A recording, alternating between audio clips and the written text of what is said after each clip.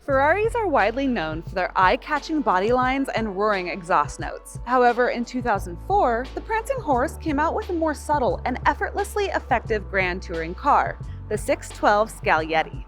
Released as a replacement for the 456, the Pininfarina-styled 612 was named after Sergio Scaglietti, the legendary designer who was responsible for many of the beautiful sports cars to come out of Maranello during the 50s and 60s. The 612 is Ferrari's second all-aluminum vehicle, the first being the 360 Modena. It shares its engine with the 599, but despite the name's suggestion that it's a 6-liter V12, the displacement is actually 5.7 liters. It has a top speed of 199 miles an hour and has a 0 to 60 of just over 4 seconds. So while the design is nicely understated, there's no lack of power and performance in these amazing machines.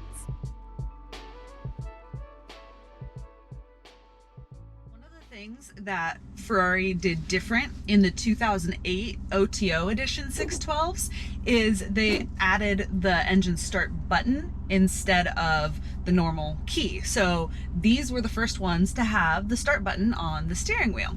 And for this, you still have to put the key in and turn it to the on position, but then you can hit the start button. So it's not like the super modern cars where you just have the fob in the center console somewhere or in your purse or whatever.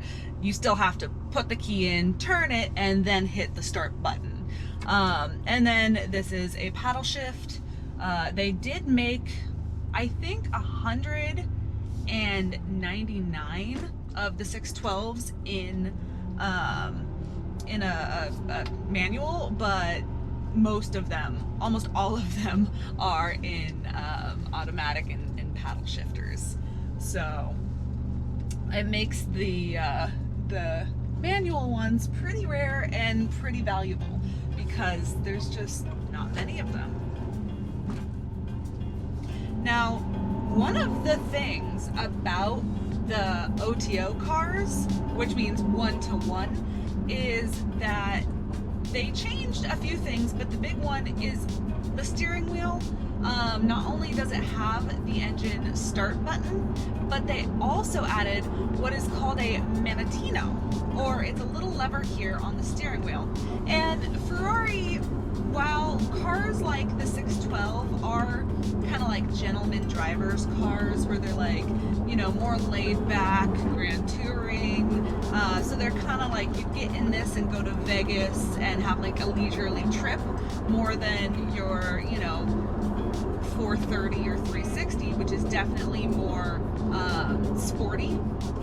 So this one, they try and make it, you know, just more comfortable, but it's a Ferrari and it's powerful and it's made to be driven and go fast.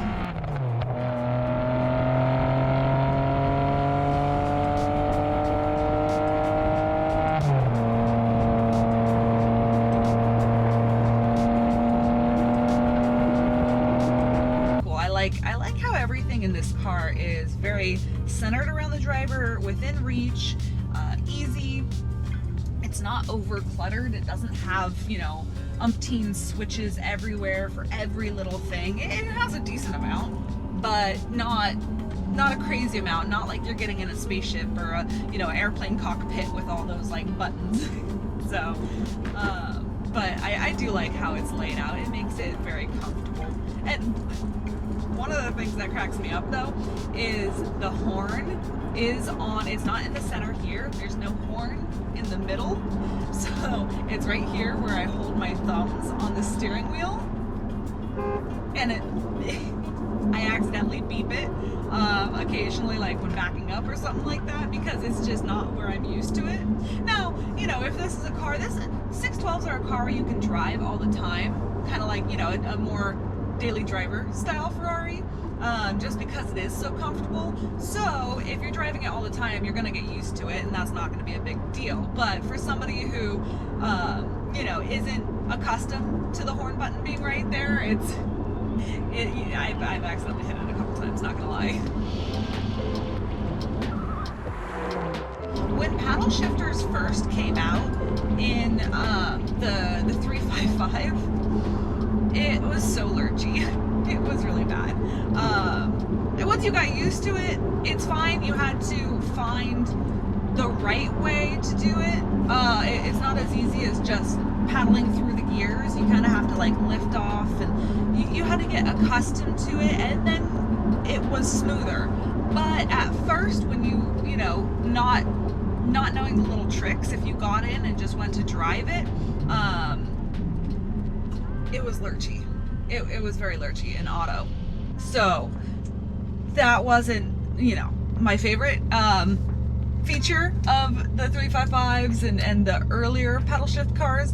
But as time went on, the paddle shifters have gotten much better, and now it's not that lurchy at all anymore. It's quite a smooth ride. And so, especially if I was actually using the paddle shifters in the semi-manual, it is a lot nicer than some of the earlier editions of it. But because I'm doing the video and everything, you know, less stuff to focus on. But that is one of the things about the 612 that's also very nice. I really appreciate the 612 for their creature comforts. I know in a lot of videos I've mentioned that I like older cars because of their lack of creature comforts, because you have to think about driving them and you have to, you know, click through the gated shift and really work at it, which I do love. I mean, I have so much fun driving those cars, but I do appreciate the more modern cars where you can get in and hit a button and just cruise. And I have, you know, it's a little bit of a chilly morning right now, so I have the heater on, there's a navigation system, it has backup camera, it has the sensors. So it's, you know, if you're looking for a no-brainer, you know, you want to cruise, you want to just get from A to B in comfort and style, this is your car. So to take this car out of full manual and do the semi-auto with the paddle shifters, it's as easy as this button right here. I hit the button and now I'm in full control. And I mean, I'm on the streets and I'm already in fifth gear, so can't do much right now. But it's really that simple. It's just one little button you press and it's all good. And now I have full control over the paddle shifters. So I like how easy they've made that. Okay, so it's now in paddle shift.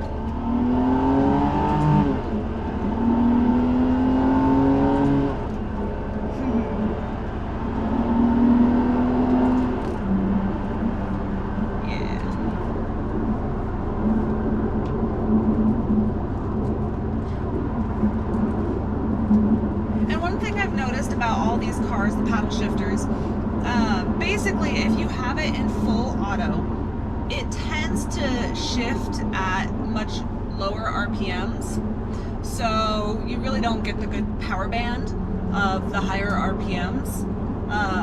So, you know, if you want to drive your Ferrari to full potential, I mean, you're not going to be using auto anyways if that's the goal, but you really have to take it out of full auto in order to really reach those RPMs and get that good feeling. Besides, there's something satisfying about, you know, going through the gears yourself.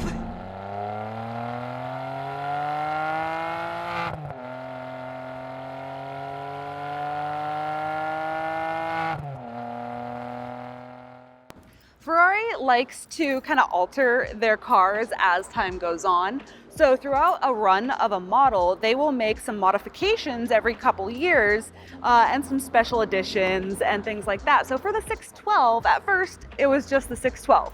But then in 2006, they came out with the HGTE options, which were some suspension options and upgrades and sports exhaust.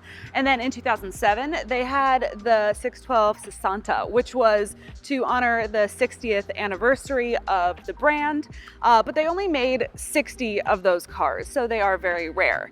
Then in 2008, Ferrari came out with the 612 OTO, which is what this car is behind me. And OTO stands for 1-to-1. So it meant that when you ordered one, it was one-to-one personalization. Now they did come with some standard upgrades.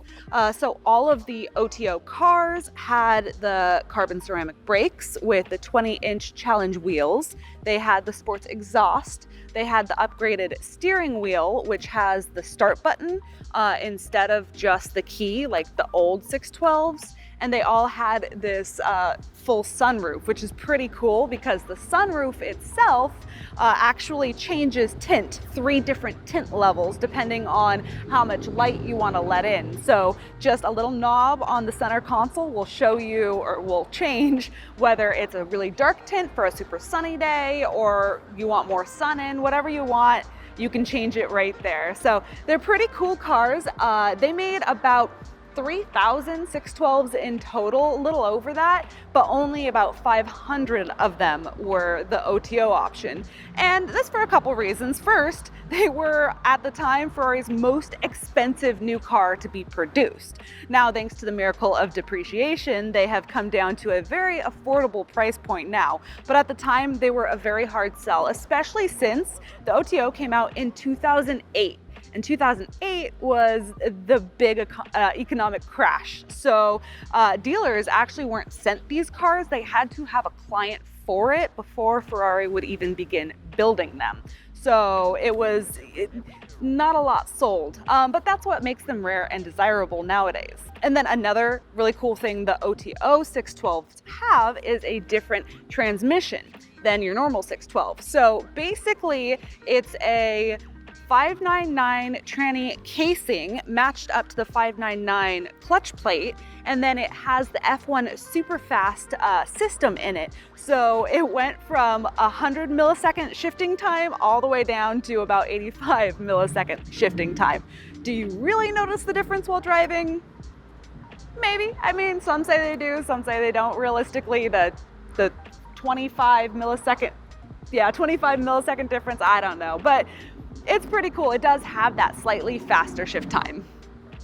It's a bit of an oxymoron when I say that a certain Ferrari is reliable, but you have to take that for what it is. You know, when I say that a 612 is reliable, I mean as far as Ferraris go, not, as far as Toyotas go or something like that. But in the world of sports cars and in the world of Ferraris, the 612 is one of the more reliable cars. Now, when you're buying one, you do have to take into consideration that they are the last of the cam belt cars. So for the 430s and the 599s, the new Ferrari Maserati collaboration went back to chain-driven cars, engines, whereas this still has the belts. So you do have to prepare for the major service with the cam belts running $5,000 or so or more, depending on what the car needs.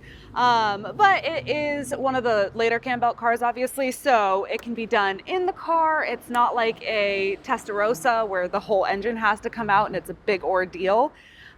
So when you're looking to buy these, it is good to check service histories and make sure that the belts have been done. Like this car, the belts were done in March of this year. So it's a fresh service and it's not something you're gonna have to worry about for roughly 5 years, depending on how much you drive the car and stuff like that.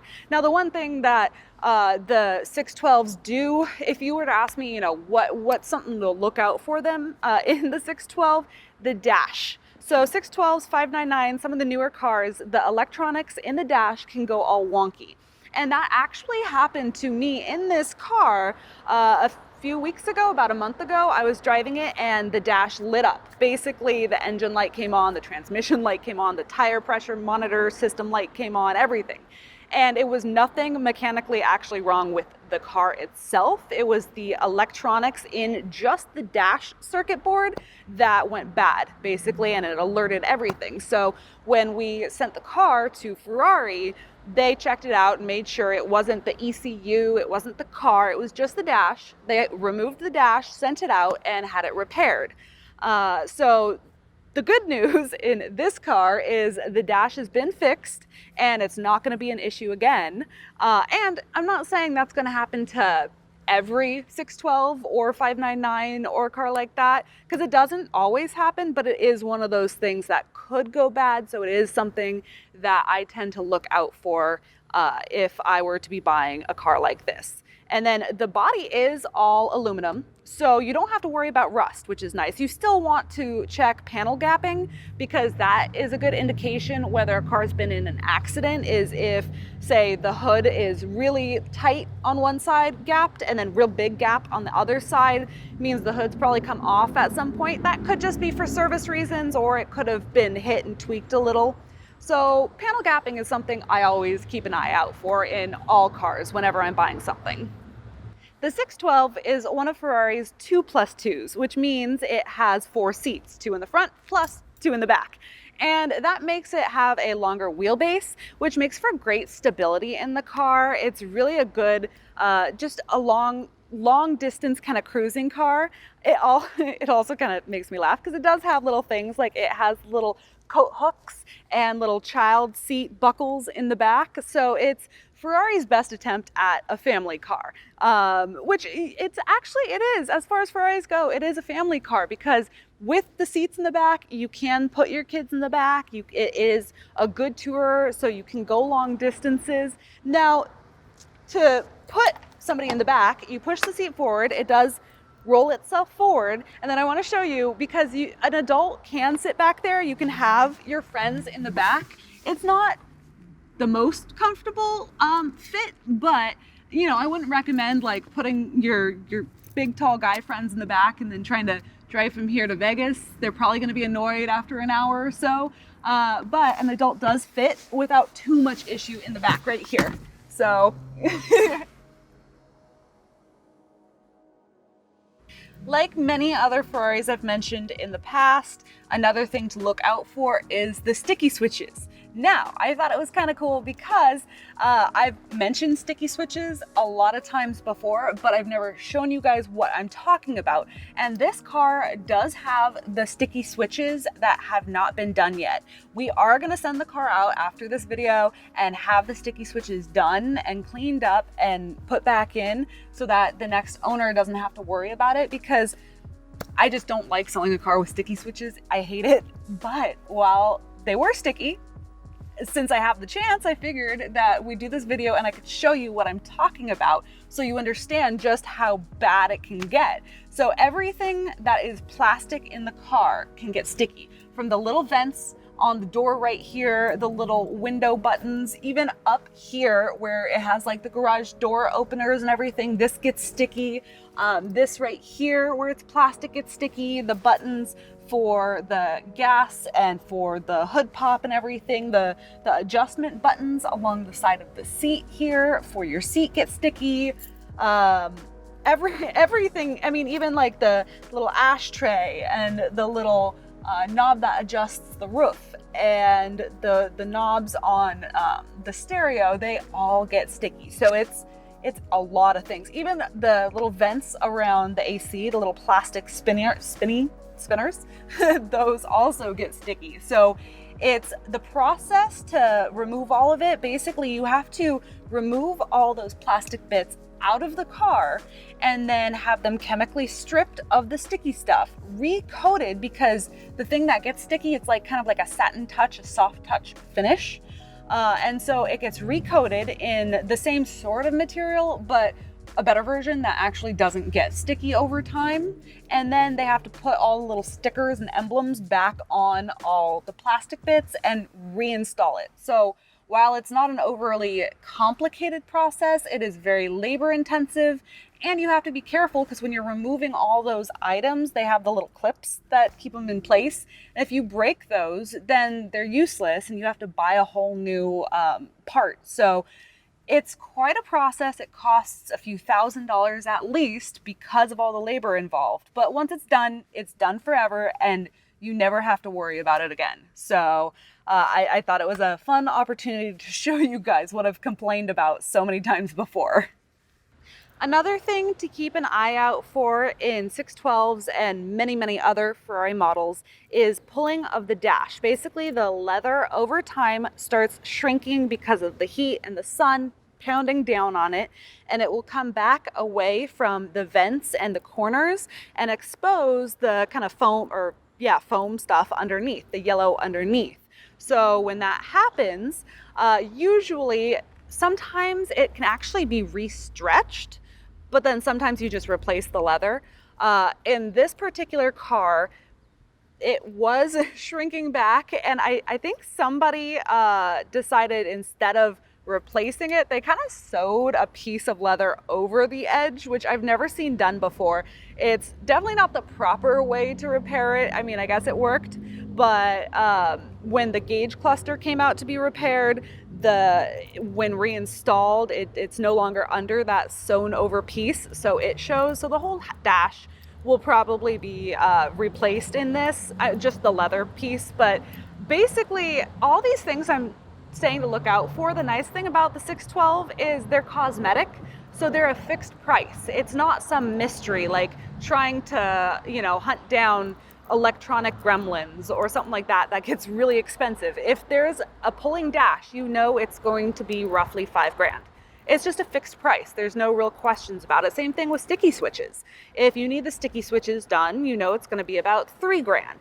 It's not cheap, but at least it's not like, oh, when I pull the stickies apart, I'm going to find this other disaster and that's going to be another $5,000. Like, it's just a fixed price and you know what you're getting yourself into, which is one of the reasons I say that these cars are reliable, because even though they can have these little kind of cosmetic things, mechanically, they're pretty bulletproof, except for the dash, they're pretty solid. So I really do like these cars as far as reliability and knowing you can get in it, turn the key, and go for a drive and not have any unexpected issues. There's something very attractive about kind of the understated lines and beauty of this car. It's not super in your face, but it's very curvy and sleek. And if you didn't have the shield on the fender there, you wouldn't even really know from first glance that it's a Ferrari, which I kind of like that look on a lot of cars, especially the more touring ones. The Grand Touring cars, when they have that subtleness about it, they're very nice, especially because they're good cruisers, whereas a sports car, I mean, it usually has a loud exhaust, you hear it from a mile away, but this is more just something you can get in and go. Although it's not to be underestimated, because even though it is a fairly heavy car, it still has 533 horsepower, which means you can get yourself over the speed limit pretty quickly. So I hope you guys have enjoyed this video, learned a little something about the 612 1-to-1, and stay tuned because we have a lot more videos coming very soon.